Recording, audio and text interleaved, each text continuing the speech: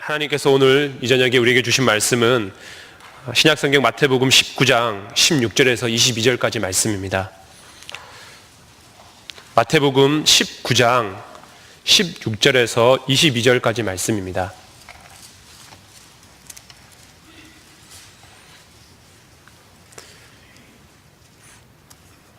마태복음 19장 16절에서 22절입니다.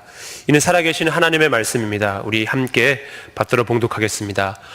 어떤 사람이 주께 와서 이르되 선생님이여 내가 무슨 선한 일을 행하여 영생을 얻으리까? 예수께서 이르시되 어찌하여 선한 일을 내게 묻느냐? 선한 이는 오직 한 분이시니라. 내가 생명에 들어가려면 계명들을 지키라. 이르되 어느 계명이오니까?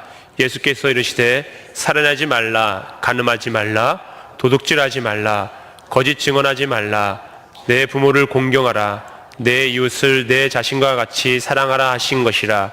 그 청년이 이르되 이 모든 것을 내가 지켜 싸운데 아직도 무엇이 부족하니까? 예수께서 이르시되 내가 온전하고자 할진대 가서 내 소유를 팔아 가난한 자들에게 주라. 그리하면 하늘에서 보화가 내게 있으리라.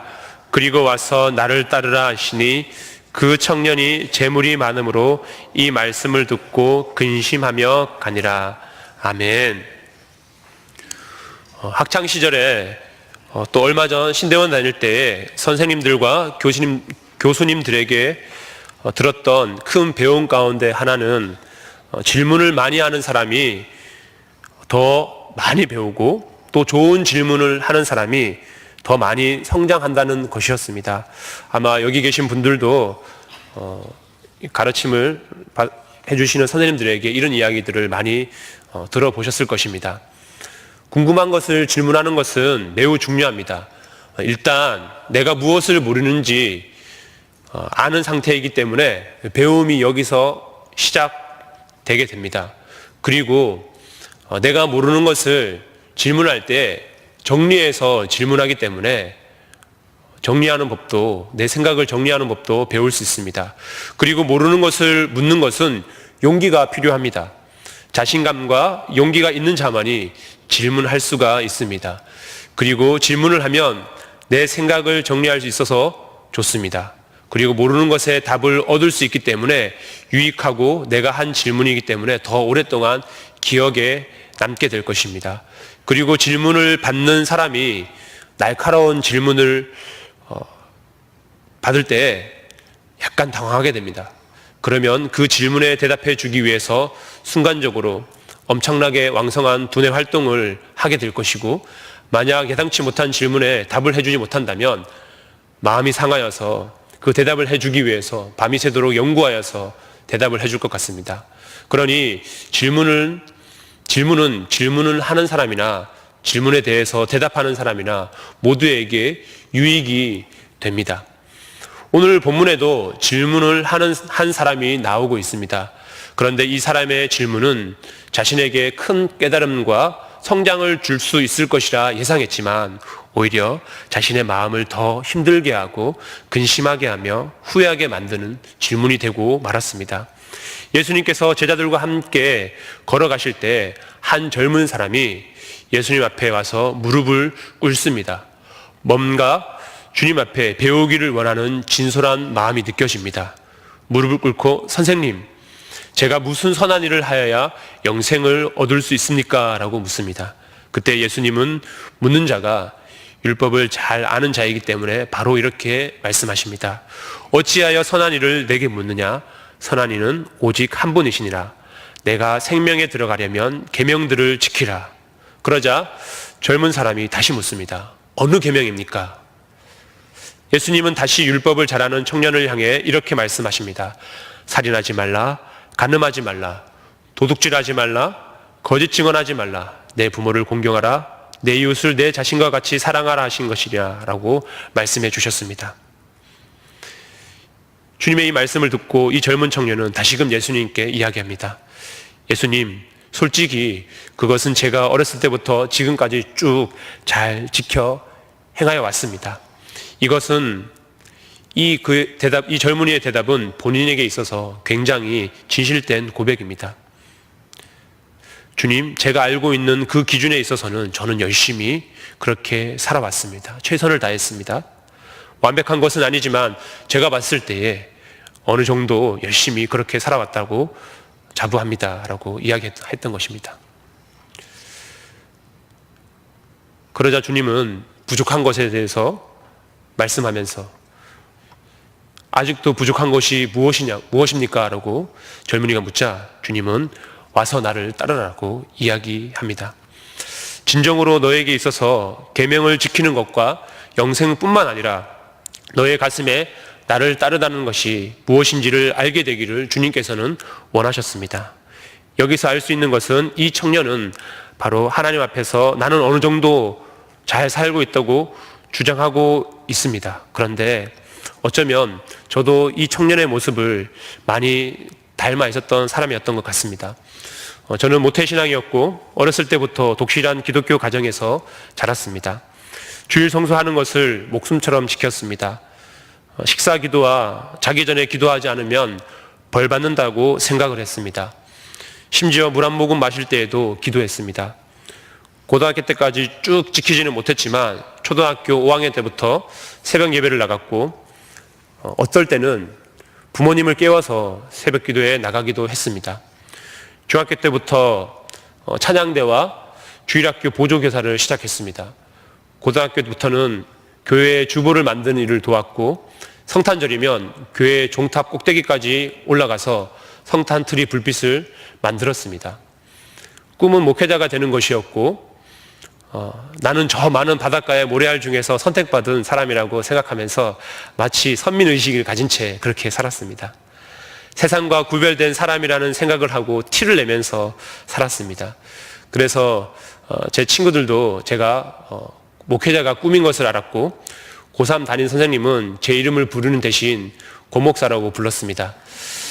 하지만 이와 같은 열심과 노력은 물론 주님을 기쁘시게 하기 위한 것도 있었지만 저 자신을 위해서 살아왔던 것 같습니다. 목회자가 될 사람은 이 정도는 해주어야 한다는 생각이 제 자신을 잡고 있었고 의무감으로 할 때가 더 많았던 것 같습니다. 저는 그렇게 바라던 신학대학교에 들어가고 나서야 소명에 대해서 더 고민하고 때로는 방황하고 다시 한번 생각해 볼 수가 있었습니다. 오늘 본문의 청년은 하나님을 완벽하고 거룩한 것만 요구하시는 분으로 알고 있었습니다. 그래서 청년은 그 하나님을 자기의 기준에 맞추어 놓고 가장 바쁘게 힘들게 또 나름대로 열심히 살려고 살아왔다고 생각했습니다. 그런데 오늘 청년이 정말 중요한 것을 놓치고 있습니다. 그것은 나를 따르라는 주님의 부름을 거절한 것입니다. 그리고 주님을 따른다라고 하는 것에 참된 의미를 깨닫지 못했습니다. 나름대로의 기준을 정해놓고 나름대로 살고 있다고 자부하는 사람이었습니다. 여기에는 기쁨과 충만함, 그리고 살아계신 하나님과 예수님을 만났다는 체험은 이제 앞으로는 하지 못하게 될 것입니다. 예수님을 쫓는 고백이 있지 않고 무엇인가를 계속 이루어야 한다는 생각은 그 청년 자신에게 기쁨과 충만함보다는 계속해서 공허함과 갈급한 마음을 들게 할 수밖에 없을 것입니다. 예수님은 말씀하십니다. 너에게 있어서 나를 따르는 것은 재물보다 더 큰 것이고 거기에는 스릴이 있고 거기에는 기쁨이 있고 충만함이 있고 하나님의 나라가 내 안에서 완성된다고 말씀하십니다. 성경은 그것을 가르쳐주고 있습니다. 그래서 세상에서 얻을 수 없는 기쁨과 충만을 예수님 안에서 얻을 수 있다라고 말씀하십니다. 바로 하나님의 기준대로 예수님을 쫓는 삶을 살았을 때 완벽한 삶은 아니지만 그 주님을 초점으로 두고 내가 다른 박질을 했을 때 얻는 기쁨을 말씀하고 있습니다. 이 사람은 바로 예수라고 하는 사람을 제외해놓고 또 하나님을 제외해놓고 바로 자신의 종교적 틀 안에서만 살았던 사람이었습니다. 여러분이 만약 교회의 직분자로서 또 성도로서 한 사람의 그리스도인으로서 또 예수님을 쫓는 자로서 5년, 10년, 15년이 되었던 나의 삶에 천국이 느껴지지 않고 나의 삶에서 예수님으로 인한 충만함과 기쁨이 없다면, 또한 만족과 믿음의 모험으로 인한 스릴이 느껴지지 않는다면 다시 한번 우리는 주님 앞에 나아가서 물어야 할 것입니다. 어떻게 해야 합니까? 제가 무엇을 해야 합니까? 왜냐하면 천국의 삶은 죽은 다음에만 있는 것이 아니라 예수님을 모신 삶의 한복판에서 시작되기 때문입니다. 그것이 바로 제자된 사람입니다. 아무리 바쁘고 정신이 없고 내 안에 예수님이 함께 하신다는 고백이 없으면 소용이 없는 것입니다. 이 사람은 묻습니다. 어떤 계명을 지켜야 합니까?를 외치면서 예수님을 따르는 것과는 전혀 관심을 갖지 못하고 있습니다. 진정한 예수님의 영생의 삶을 주시기를 예수님께서는 원하시는데 그는 자기의 기준 안에서 그것을 가두어 두려고만 하고 있습니다. 21절에 예수님께서는 온전해지고자 하는 청년의 열망을 존중해 주셨습니다. 그리고 제자들을 부르실 때처럼 나를 따르라고 말씀하십니다. 단 그동안에 자신이 소중하게 여겼던 재물과 소유를 아끼지 않고 다 팔아 가난한 자들에게 나누어 주고 예수님을 따르라고 하십니다. 예수님께 집중하며 기꺼이 자신의 소유를 포기할 때 하늘에서 보화가 있을 것이라는 약속의 말씀도 덧붙여 주셨습니다. 하지만 청년은 예수님을 똑바로 보지 못하고 나를 따르라는 주님의 음성을 제대로 듣지 못하고 그만 자신의 소유에 마음이 빼앗겨 주님과 재산을 저울질하다가 결국 예수님보다는 재물을 택하고 근심하며 주님을 떠나갔습니다. 그리스도인의 영적인 성장은 예배를 잘하고 기도를 오래 하고 말씀을 많이 아는 것도 중요합니다. 하지만 더 중요한 것은 자기 중심적인 삶에서 예수님 중심으로 바꿔 나가는 것이 중요합니다. 하나님의 말씀이 제시하시는 가치, 곧 성경적 가치와 내가 그동안 살아왔던 경험적 가치, 곧 세상적 가치가 충돌할 때에 어느 것을 택하느냐가 중요합니다. 힘들고 아쉽고 고통스러울 수도 있지만 예수님께서 원하시는 것을 선택해 나가는 작업을 통해서 우리는 영적인 성장을 경험하게 됩니다.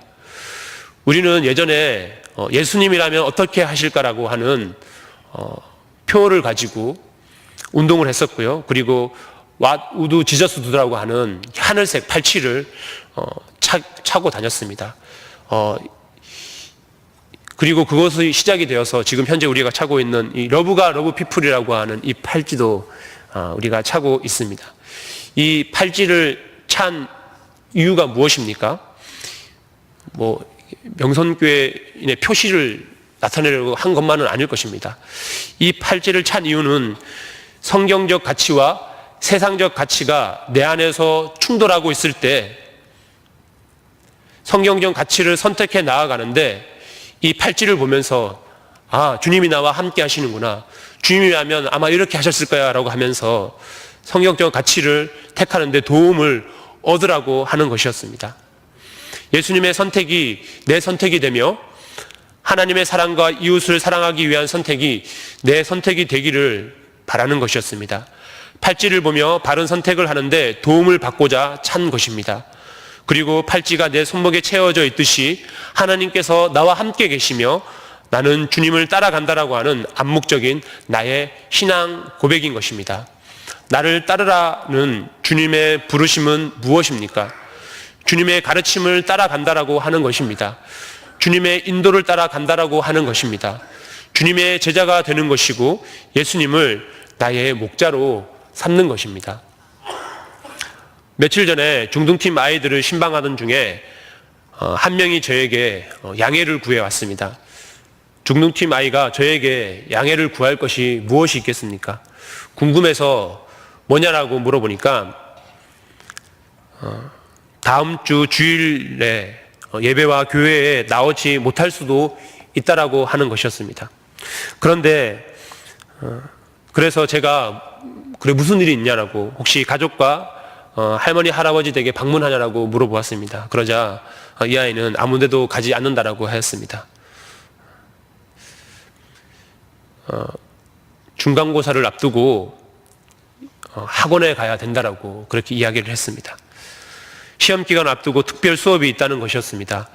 제 마음의 기준으로는 내심 당혹스러웠지만 내색을 하지 않고 단호하게 안 된다라고 했습니다. 무엇이 우선순위인지 알려주었습니다. 다른 친구들이 다 학원 가는데 내가 가지 않는다는 걱정과 염려는 하나님께서 주시는 마음이 아니며 설사 다른 친구들보다 시험 성적이 못 나온다 하더라도 주일 예배를 하는 것이 훨씬 더 가치 있고 소중한 일이라고 전해 주었습니다. 또한 그렇게 믿음으로 학원을 포기하고 주님을 예배하고 난 다음 공부할 때 집중도 잘 될 것이고 시험도 잘 치게 될 것이라고 제가 믿음으로 선포했습니다. 하지만 아이는 내심 걱정하면서 마지못해 네 하고 대답을 하고 돌아갔습니다. 주일 예배 꼭 왔으면 좋겠습니다. 그런데 이 이야기를 했던 아이는 이제 갓 14살밖에 되지 않은 중학교 1학년 아이입니다. 불과 몇 달 전까지만 해도 초등학생이었던 이 아이가 벌써 세상적인 가치가 침투하여서 고민하고 있는 것입니다. 저는 학원을 가지 않는 불안이 예배 자리에 나올 때 주께서 기쁨과 평안으로 바꾸어 주실 줄 믿습니다. 오히려 주일 예배를 빼먹고 나간 학원의 자리에서 더 불안함이 엄습해 올 것이라고 생각되어집니다. 예수님께서 기뻐하시는 것이 무엇입니까? 만약 여러분들께서 이 아이의 학부모님이시라면 주일 아침에 아이들을 챙기면서 어디로 가라고 하시겠습니까? 예수님을 따라가야 합니다. 얼마 전에 어렸을 때 함께 신앙생활했던 고향 교회의 후배를 만났습니다. 안수 집사님의 아들이고 어렸을 때 서로 저는 권 목사, 후배는 조장로로 통하였습니다. 어렸을 때부터 믿음의 선한 경쟁을 하면서 열심히 신앙생활을 해왔습니다. 지금도 여전히 열심히 교회에 출석하면서 예배를 잘 드리고 있었습니다. 직장 생활을 하면서 술과 담배는 가까이 하지 않고 하나님께서 기뻐하시는 삶을 살려고 노력하고 있었습니다. 그런데 후배와 대화를 나누던 중 많이 놀랐습니다. 문제는 11조를 하지 않고 있었습니다. 아직 솔로이기 때문에 돌봐야 할 가족이 있지도 않았습니다. 부모님도 어렵지 않게 사는 친구였습니다. 그런데 11조를 하지 않고 있었습니다. 자신을 위해 시계는 명품 시계를 찾고 중형 세단을 타고, 우리 여러분들은 이해가 안 되실 수도 있지만 나이키 에어 조던 운동화를 모으는 취미를 가지고 있었습니다. 비단